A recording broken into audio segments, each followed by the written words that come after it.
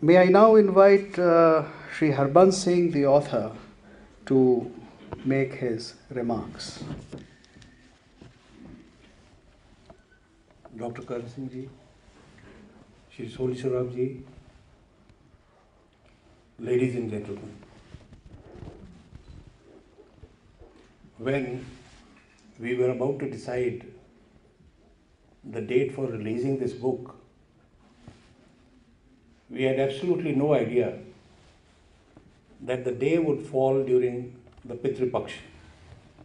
But it has, and that indicates to me that this evening I should dedicate the book to the memory of all those Dogra soldiers who laid down their lives battling in the high snowy peaks of Himalaya and Hindu Kush, expanding the boundaries to China and Russia. And this happened for the only time during the past 2000 years. So this evening, though unintentional, during this Pitru Paksh, I dedicate to the memory of those Dogra soldiers. Maharaja Hari Singh has been a much misunderstood man. And the fact that at this moment I recall that how the Dogra soldiers, they expanded their small territory from the Dogra heartland to Ladakh, to Baltistan, Hunza, the Gilgit Agency as it came to be known,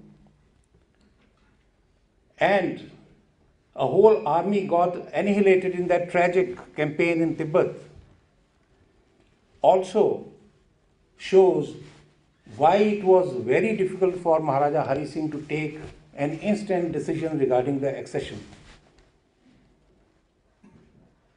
He was offered a choice either to accede to India or to accede to Pakistan. The problem which he faced was that he was ruler of a kingdom that was as multi-religious, multicultural, and as full of contradictions as the rest of the country. It wasn't easy. It wasn't easy for him to decide. It could not have been easy for anybody to decide that what was fair. Had he acceded to India, would it have been fair because of the fact that the geography itself was very much in favor of Pakistan? We had no connection.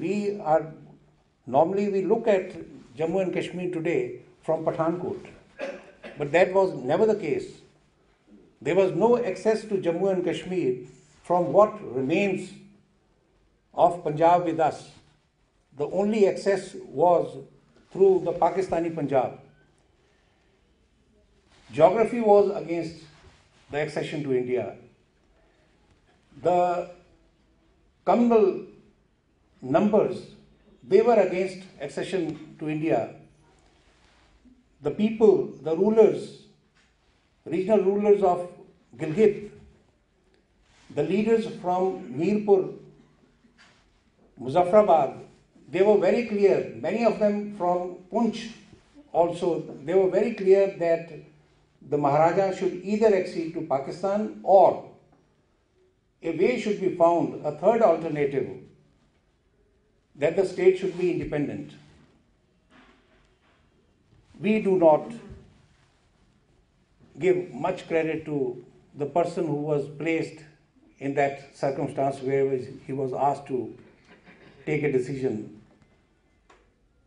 in view of these circumstances. And yet, when the time came, when he realized that Pakistan was not in fact respecting the standstill agreement which he had offered to both India and Pakistan in the hope that he would buy some time. The communal passion is not going to last for long. Soon, things will settle down. Probably people will realize that the partition of the country was a mistake. Or even if they did not realize, they would know that this is not the way to go forward. If that happens, then probably the state of Jammu and Kashmir, as it was created in the 19th century by circumstances, that state would remain as it was. It was not to be. And when the Pakistanis attacked, he ultimately did decide to accede, but that accession was accepted on a condition that was not his making, condition that was not part of the original understanding, that the will of the people will decide. India would send its forces, but ultimately the ratification would have to be done by the people of Kashmir, whether they wanted to really join India or they wanted to be with Pakistan. Everybody looked at it from the point of numbers, and the numbers said that the majority was of the Muslims, and therefore they assumed that it would go to Pakistan. The vicious propaganda against him continued. He wrote a memorandum. The book that I have written, I decided to write this book in 2006 when Dr. Karan Singh ji, he made public his correspondence with Pandit Jawaharlal Nehru, and in the appendix of that book was a memorandum written by Maharaja Hari Singh in August 1952 to Dr. Rajendra Prasad, President of India. Along with the memorandum, there is a whole number of letters, correspondence between Maharaja Hari Singh, Pandit Jawaharlal Nehru, Sardar Patel, for a while with Dr. Kailashnath Kharju as well. That memorandum and that correspondence was an eye-opener. That is the only documented evidence where Maharaja Hari Singh has explained himself, where Maharaja Hari Singh has given the circumstances which confronted him and the difficulty in taking a decision. At that moment, I decided that this book has to be written. Maharaja Hari Singh has to be explained.